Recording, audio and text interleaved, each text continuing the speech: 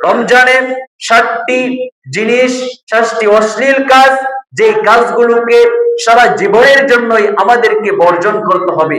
60টি বর্জনীয়, 1 নম্বর বর্জনীয় হবে এই রমজানে আমরা মিথ্যা কথা বলবো না।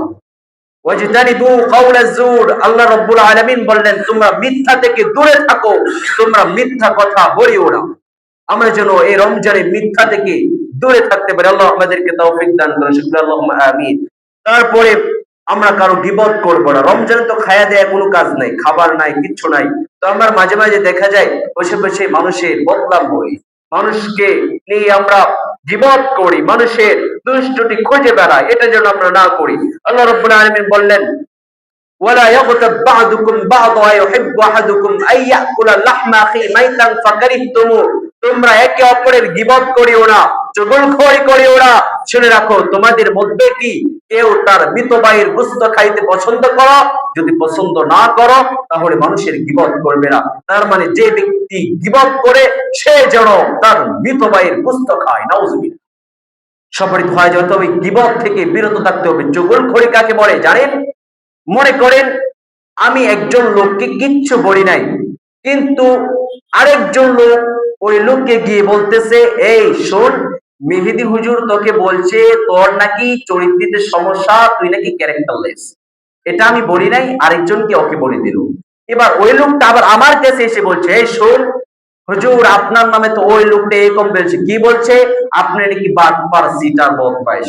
এখন আমি যখন ওকে জিজ্ঞাসা করবে তুই আমাকে বাটপার, সিটার বললি কি, সে আবার আমাকে বলবে হুজুর আপনিও তো আমাকে বলেছেন ক্যারেক্টারলেস। এই যে আমাদের মধ্যে দ্বন্দ্ব, ঘষাঘষি, মারামারি শুরু হবে, এতে করে একজন চুগলখোর সমাজকে নষ্ট করে, ভাই ভাইয়ের মধ্যে সম্পর্ক নষ্ট করে, এটাকে বলে চুগলখড়ি। সম্মানিত হয় যে অতএব এই গীবত আর চুগলখড়ি থেকে আমাদেরকে দূরে থাকতে হবে।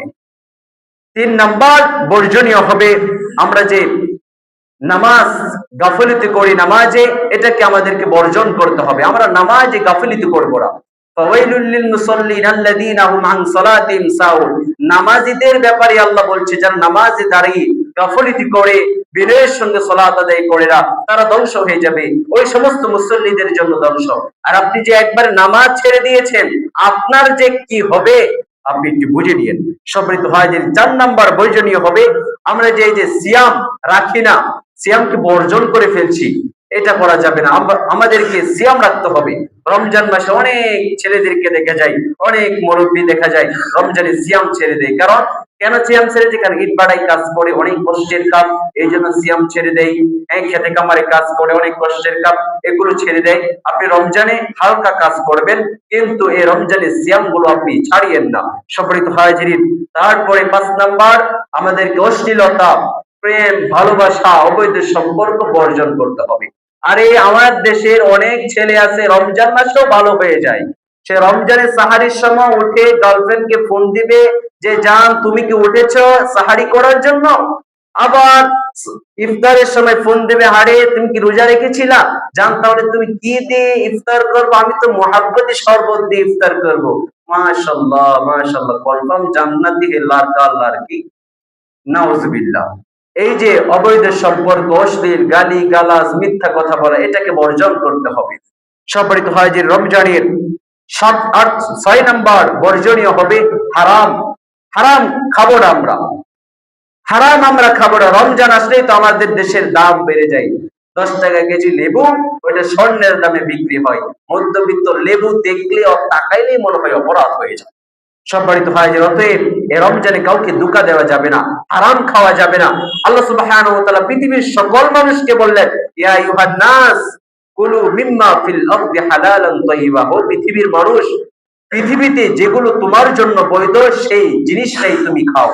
সম্মানিত হয় যে আল্লাহ সুবহানাহু ওয়া তাআলা আমাদেরকে তৌফিক দান করুন। তারপরে 7 নম্বর বর্জনীয় হবে আমরা মানুষের সঙ্গে ঝগড়া করব না, মানুষকে গালি দিব না, আমরা রাগ করব না। বিশ্বনবী বললেন আসিয়ামু জুন্নাহ, সিয়াম হলো ডাল স্বরূপ।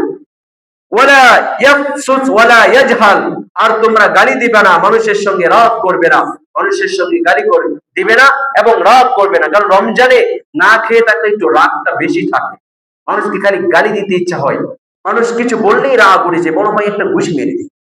সম্মানিত ভাইদের, এটা আমাদেরকে করা যাবে না। আল্লাহ সুবহানাহু ওয়া তাআলা রমজানে আমাদেরকে সকল প্রকার অশ্লীলতা থেকে বিরত থাকার তৌফিক দান করে সকল বলি আল্লাহুম্মা আমিন।